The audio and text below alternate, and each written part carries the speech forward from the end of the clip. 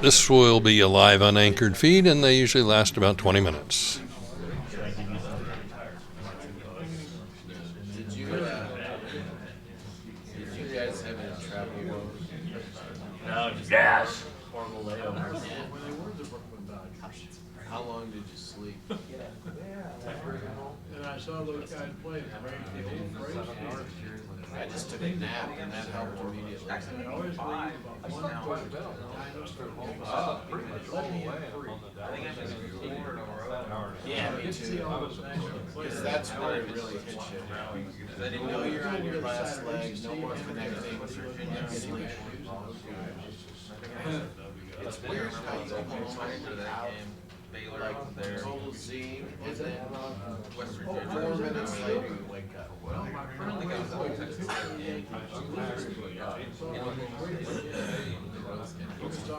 Yeah.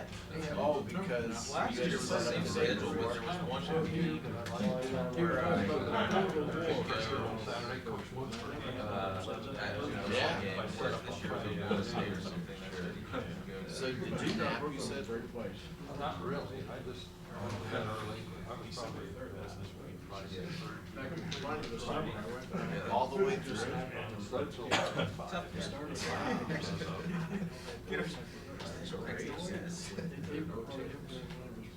Yeah, the nap helped me, and then I just went to bed at the regular time. Great story. Like I say, wait, people like to really make I know. I could leave for 45 minutes. come back and Nod my head, Dave would then going back an hour. And he'd say, my area that I how long did I talk? I said, Plus, 45 minutes. Americans knew damn well they could have filled at least half the plane with us. And they killed it anyway. They don't care what I loved it, where they beat the Yankees 2-0. And I had the Braves past troubles. I mean, Southwest, I never had.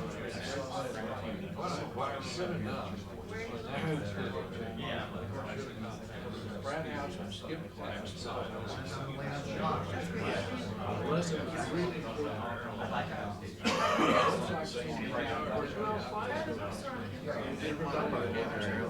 Because then Delta sucks to their. You're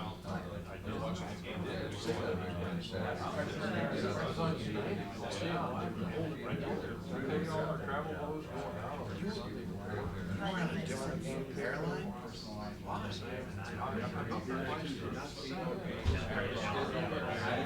my brother and sister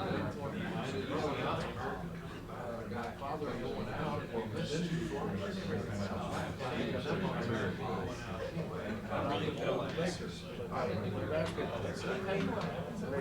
Missed 2 platforms. so we should know somebody you really miss out. really well.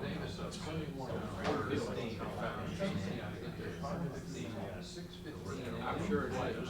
My grandson was in school there. By 2 years. 2:30 in the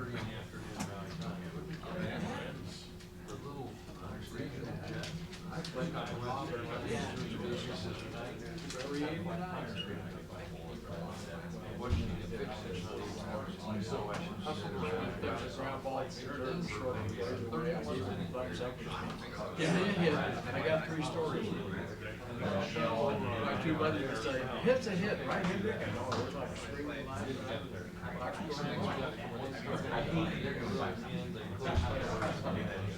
Where? Honolulu?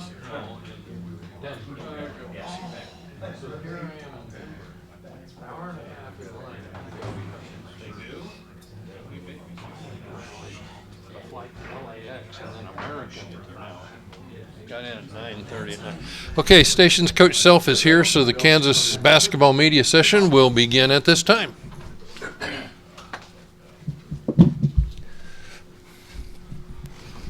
Good afternoon, all. Great. Thanks for asking. This is an obvious. Coach Self, but what do you expect on a first game from Diallo? What do you expect effort-wise? What do you expect? Well, I think he'll try real hard. I think he'll be nervous. I think he says he probably will be able to handle the the situation, but I think our crowd are going to go nuts whenever he's first checking in the game. But I don't know. I haven't really given it a lot of thought. I think it may be easier in some ways to play your first game away from home because you won't feel the pressure of all the crowd expecting so much. But, Sheck is going to be a really good player. But, I've done this with everybody, and I do this with most freshmen. I think that we should temper expectations a little bit because he's going to be terrific, but he's very, very raw, and he's just starting to figure it out. So, but he'll do fine, but he'll be active and energetic and somewhat confused maybe from time to time because he'll be so excited. When you first found out, was there more of a sense of relief than anything, knowing that he'd get to play? I would say probably not. When I first found out, it was more of a sense of frustration and anger because he should have been playing all along. And you really think about it, and you think about the NCAA, which they have their reasons for doing what they do. Nobody's doubting that, but we had a chance collectively to do the right thing and make this right for months as opposed to putting the kid in limbo like that. So I don't feel like that anything that was done with the NCAA was done in the best interest of the student athlete at all. And to me, that's what was frustrating because we knew all along. We knew all along what the deal was, and we couldn't get them to hear us or to go into partnership with us to talk about it. So I don't think I was relieved at all. I think it was more like it's about time rather than relieved. Have you noticed the positive commentary about your stance on this nationally? Nah, not. That and have other coaches said good stuff to you? Well, I've had several coaches call me saying they've had kids in similar situations. The thing about it is with our situation, and there are more important things going on in life than what's going on with one eligibility case at one university. But to that particular youngster, that is the most important thing going on. So from our standpoint, I think that it was just frustrating because people probably don't understand this. These are these kids' lives. This is what they came to school to do. This is their chance to do something, to go beyond. You look at a young person like Shaq whose family's never been out of Mali, and I don't know what the annual income is of their family or things like that, but this is his opportunity to do some special things for people that have done a lot for him and raised him and his family and the sacrifices that he's made. Think about, you can't talk to your mother or father by phone because it's too expensive to talk by phone, whereas we take that stuff for granted. The way that we're able to utilize our cellular devices, we take stuff like that for granted, and to see that he was able to, if he had not done what needed to be done to be cleared, then that's fine. That's the rules. But if you have done what you needed to do to be cleared, and then they keep saying that you haven't, I think that's where the frustration came in. So fortunately for us, our administration felt the same way that we did, and they fought like hell and weren't going to be denied. And so I know that I applaud our administration. They deserve they're the ones that deserve for fighting for our student athletes because they had to put the money behind it to do so, and certainly with the thought of they're not going to recoup that money. Not that it's significant in the big picture, but it's pretty significant, but people do know that we'll fight, though. That's for sure. Where does it go from now, Coach? Is there just leave it be and walk away from it now that, or do you want to see some changes made down the road, or? Oh, do I want to see changes? Oh, yeah. I think a lot of coaches and what is what? What can KU do now? I don't know that KU does anything. I think the ball has gotten rolling to the point, and certain things it has been exposed that would make one look at it to see how can we do things better. To me, if I'm a business person, and I am, even if we win a game, you watch the tape to say, hey, how can we improve or how can we get better? I think any business would do that. So if the NCAA were to look at something and say, you know what, we have some holes in this, or maybe a policy here, a policy there, now would be a great time to, at least through the initial eligibility center, to self-evaluate to say how can we improve and how we do some things better. I think if the end result was that there was some improvement that came from that, then I think everybody would be happy. I think all coaches, administrators, presidents, and the NCAA would be happy, knowing that the policies and the structure actually works for student athletes as opposed to not working for the good of the student athlete. Given that he's not from this country, do you have any concern that he will generalize and not trust our culture, or you know what I mean? No, you know what? I haven't thought. I guess that's a possibility, but I don't feel that, because he knows that the people around here, the people that he knows and trusts, fought hard for him. So I think he would trust that situation more. I think if somebody were to go to Shaq and say, hey, don't worry about it, I'll figure this out, I think he would trust that more now than what he would if it wasn't figured out. So that may be true in general, Tom, but I don't think it is. I don't think it is locally with the people that he's around every day. What is the plan with Schneck for tomorrow night? Are you just going to ease him into action here? What, do you guys have any set? No, I'm not smart enough to have a set plan on what we're going to do. We're going to put him in. He won't start. We'll put him in and play the game just like we normally would. But it would be great to have him get ample minutes and have a chance to play through some mistakes like everybody else has had a chance to. He hasn't. How much of a head scratcher was this for Diallo? Him being, new to this whole NCAA situation. How new was it to him that he didn't understand what was going on? Head scratcher is a good word. He didn't have a clue. But the whole thing is we didn't have a clue to tell him. That was what was so frustrating. Hey, give us a reason why. And then when they finally gave us a reason, we were able to disprove that within days. But it was a head scratcher to him. He found out in late April that his school was under review by Kansas. Okay, we told him after we signed him that the school was under review by Kansas. We found out the 1st of September that he did not qualify based on the course evaluations of his classes. And of course, from that point is, Shaq, your classes aren't good. Well, why aren't they good? I did the same thing of everybody else that I went to school with, and they're playing at other schools. Why are mine not good? I made good grades. I didn't do anything wrong. Why are mine not good? We're trying to get that information.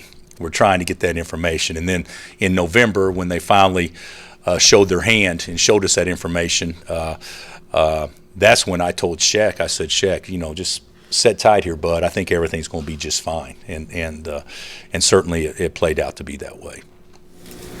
Is he a guy who could develop into a go-to guy you dump down to, or will he be helping out in other ways? No, I don't think he's. I don't think he's going to. He's not Joe now. I mean, he's not Joel from an offensive standpoint at all. He's not near as big, and certainly Joel had gifts that there's only been a few people have gifts like Joe. If he's healthy, he's going to be an NBA All-Star. I mean, he's that good. Shaq is a guy that's very, very, very raw offensively, so he would impact the game differently by being activity, energy, shot blocking, protecting the rim. Those are the ways that he'll impact the game the most. So you will not see a domination from a scoring standpoint with Shaq at all, like you could potentially with some other guys, because that's not who he is. That's not what he does yet. But that doesn't mean he can't develop into somebody like that. But right now he's a runner, jumper, defender, rebounder, and scoring off other misses, and then he can obviously make shots himself. I'm not saying that, but that's not what comes natural to him right now. Bill, before all this eligibility stuff, when you signed Shaq, did you see him as being sort of a solution for some of the issues you guys had last year? Yeah, absolutely. At the rim, yeah. Finishing at the rim, that was obviously something that we did a terrible job of. in last year, and then we did a terrible job of in Chicago this year. We were actually better out in Hawaii, but the first half, obviously, their length, Vandy's length, bothered us. But we solved that a little bit the second half. But I envision Sheka being a guy that brought something that we did not have last year. Rim protector, energy, great athlete that would give us more of an inside physical presence, even though he's not physical in stature, but he can be an intimidating presence because he's 7'5" this way and he's quick off his feet and those sorts of things that we really didn't have last year.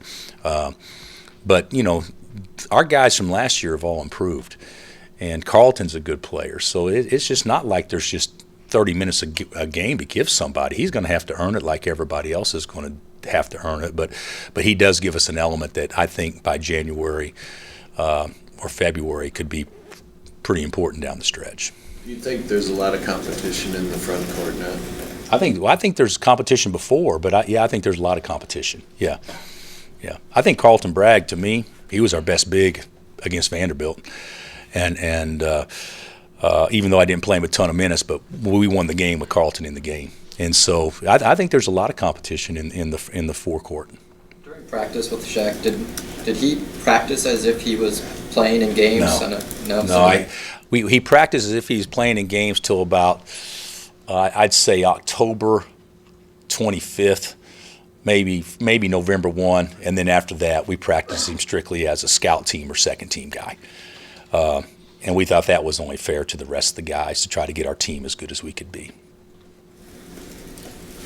The offensive rebounding, would that be somewhere? I think your numbers offensive rebounding are down a little bit this year. Is that an area you can help you guys? Yeah, I think so. How you going by percentage of misses? Yeah.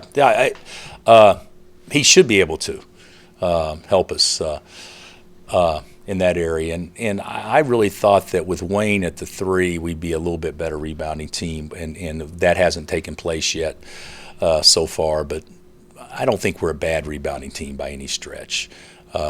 But I do think that's an area we can certainly improve on. For the Michigan State game, did you think your team had lost a little confidence but got it back in Maui? You know what? Michigan State, we didn't play very well the entire game. But if you really dissect that tape, we played better than the outcome. Michigan State's good. And we had an 11-point lead on a really good team late. And then they made all the plays, which, obviously it's more important to make plays the last 5 minutes than it is the first 5 because, they're magnified then. But, you go back, we're up 13 and we foul 3 possessions when they're in the bonus going for an offensive rebound on a free throw. So they don't have to run offense to score 6 points. I mean, we had several things like that kept the lead from inflating, so to speak. And then, of course, they played so much better down the stretch. But I don't know if a lack of confidence was the right word, but I do think that we needed something good to happen. And certainly I thought we were good against Chaminade, even though that really didn't count. We were great. I mean, we haven't had teams like that here play like that the first half against UCLA offensively in a long time, if ever. And then against Vandy, that second half against Vandy, we played pretty well. I mean, we did a lot of good things the second half, and that's missing all our free throws late. So I think it did give us some confidence. Of course, you look at it. Hey, we beat Duke in the Champions deal, and then we go lay an egg in Atlantis. We get hammered by Kentucky last year, and then we go win Orlando. I think there's so much differentiation between teams every 1 to 2 weeks now, more so than what it'll be in January or February, that we could still take steps backwards, but I do think we're on an upward tick right now. For Diallo to do as well as he did in those 2 All-Star games, those aren't games you think of as hustle play games, but is that why he did so well? That I'm happy for him that he did well. But if you go back and study the tape on why he did well, is because he tried so hard. Because a lot of times in those games, not everybody competes and tries real hard. So he's one of those guys who's going to try hard every time. So that to me is a reason why he could set himself apart from some others just because his effort level. Now at this level, everybody's effort level is going to be comparable to his, so it'll be a lot harder to dominate and play well, unless you have a skill set and you run things through you or whatnot to put you in a position to score 20 a game. We're not going to do that, but he can dominate. I'm telling you, he could dominate a game and score 6 points. He's one of those kind of guys. He could score 6 points, get 8 rebounds, block 4 shots, and totally change the complexion of a game. And people may look at it like he didn't do much. No, that's what he does. And so I'm excited. I'm real excited for him. I'm excited for us, but I'm more so excited for him just to see what he can do when he gets out there. Can you talk about Devontae's improvement and what he means to the team?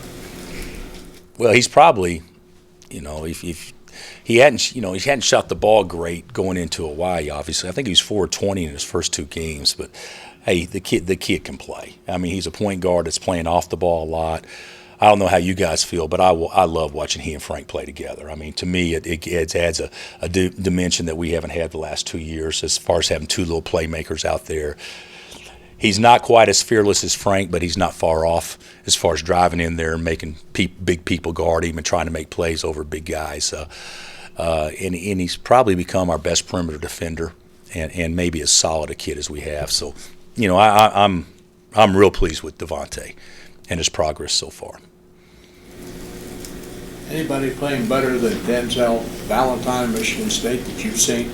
Not that I've seen. You could make a case that Ben Simmons is the most talented kid in the country. I've watched tape on him. But I think as far as actually playing the game, nobody's played better than Valentine. He's had 3 or 4 games of 29 already, and a couple of triple doubles against real competition. I mean, he's really playing well. There's a reason why Michigan State's so good right now. Do you know Tubby Smith's son real well? I know Gigi. I don't know about real well, but he was obviously a kid in school when I was coaching Doyle Roberts and Tubby was at Tulsa. So I've known Gigi for a long time, but not on a real personal level. He was a good player. Obviously had a great career at Georgia playing there, and then has been in the business ever since. Did you schedule it to help out his program? I don't think so. I mean, we wouldn't want to hurt his program by playing the game, but I don't think that was ever our intention to try to, hey, let's be sure and play Loyola because it really helps them. We want to do what we want to do, but I like playing guys like Gigi that has a chance to help their program by playing here, and of course, his dad is one of the pillars in our profession, and certainly if and a friend. So certainly I hope that Gigi and his team get something out of coming here. I hope it's not at our expense. So, what are your thoughts on the overall team of Loyola? From a record-wise, they're not off to a great start, obviously, but they got guys that can score the ball, and they got one cat that can get 30 any night. So, it's with us.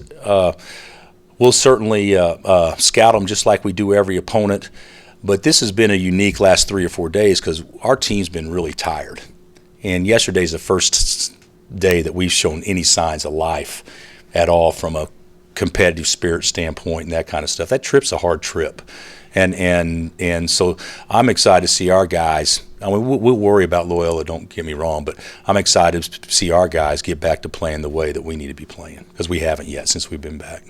Bill, it's early on, but your teams in the past have kind of owned the categories of field goal percentage defense and a subjective category of just toughness. What's your early thought on this year's team? Well, I think field goal percentage defense isn't very good. You stop and think about it. We had chance. I think it's like at 41%, and UCLA, we guard the heck out of them the first half. They shoot 59 the second half. I think we've taken our foot off the gas on some things. And, of course, Michigan State the second half, they shot over 50%, well over 50% against us. So I'd say that's been average at best. And toughness probably been average at best because in the games you would think your toughness elements would show more in the second half of games. Pretty easy to be tough when you're fresh and everything in the first half. So I think that's an area we can certainly improve on as well. Will Green practice? Yeah, Brandon's practicing. Yeah, he's practicing.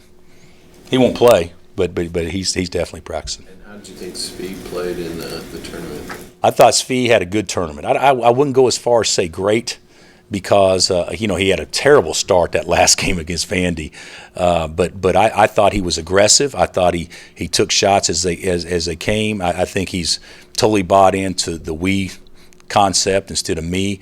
But he like against UCLA, he had 9 wide open looks and made 2. I mean, that could easily be a 6 for 9 or 7 for 9 game for him. And against Chaminade, I think he was 6-11 from 3, and that could have even been better. I mean, he's that good a shooter; he can shoot better than that. So I'm excited for him. But I thought it was a big step for him. But I wouldn't consider a great tournament. But he was close to having a great tournament. He just couldn't get shots to fall. This is another one of those questions where it's early, but you guys have limited turnovers pretty good so far, and you're getting a little more steals. Is that just the Frank and Devontae playing together and kind of how you envisioned? Yeah, I think our assist-to-turnover ratio will obviously be better. But that's also okay. So you look at last year's team, you're replacing Devontae for Kelly. So Kelly gives you 6'8", length, loose ball, offensive rebounding, things like that. Devontae doesn't give you that, but Devontae gives you other things from a playmaking. So naturally, if you play 2 little guards, your assist-to-turnover ratio should be a lot better. I think they're, if I'm not mistaken, they're like 47 and 8 now combined, something like that. And I could be off a little bit, but that's pretty good for a group of guards to have a 5-to-1 or 6-to-1 turnover ratio. So I'm real pleased with those guys. And I think from a steal standpoint, you play 2 little guys that can create a little bit more havoc. I think you should run through more passes and do some more things like that. And we're playing so much faster. I mean, we're playing so much faster than what we ever have since I've been here. I mean, it seems like to me that this is one of the best from defense, from securing the ball, defense to pushing it down the floor of anybody that we've ever had. Has Sheck stopped texting you since he got the... No, he texted last night. He wanted to know how he didn't practice. So I said, not even good at all. You got to get better. So no, he was great yesterday in practice. So obviously guys like positive enforcement. So they a lot of times kids ask questions where they know how you're going to answer it. And then if they know they don't like your answer, then they'll never ask you. So he knew how I was going to answer it. So he was definitely smart to ask that yesterday. Do you have a lot of players do that, or does he just like the No. feedback? Shaq's the only one. I mean, I've had players that text me and stuff, but no, Shaq's the only one. But it's a little bit different. Shaq doesn't have, he's got buddies on the team, but for the most part, he didn't have somebody else he can go talk to.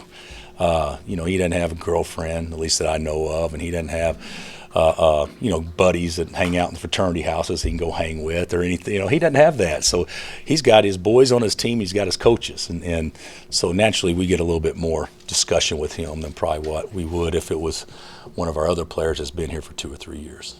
I don't want to embarrass Mr. Davis here. I know he's sitting over there. Your thoughts on him retiring after the season? He's been behind that mic for a long time. Well, the way that everybody's played it up, I thought his last game was just the other day. Geez, I didn't know we get to have a farewell deal for a whole year. He and Kobe Bryant, I guess, Kobe probably got that idea from you, Bob, on how to handle that. But in all sincerity, nobody's better at their craft than what Bob is, and there's a lot of competent employees that work at a lot of different organizations. Of course, at KU we have our very fair share of guys or ladies that are really good at their craft within our department, but nobody's better at his job, than what Bob is at his. And so, he's a better guy than he is an announcer, and certainly got a great heart, and he'll be missed. He'll be missed. I applaud him that he can now spend time with the grandkids and do those sorts of things, but I mean, I think it's too young for him to do this, but 4 or 5 years of Greg Gurley would drive me into retirement too. So I certainly understand it. Anything else? All right, guys. Thanks. What time was your guys' flight? We flew out at 7:30, something like that. Yeah, we got back about.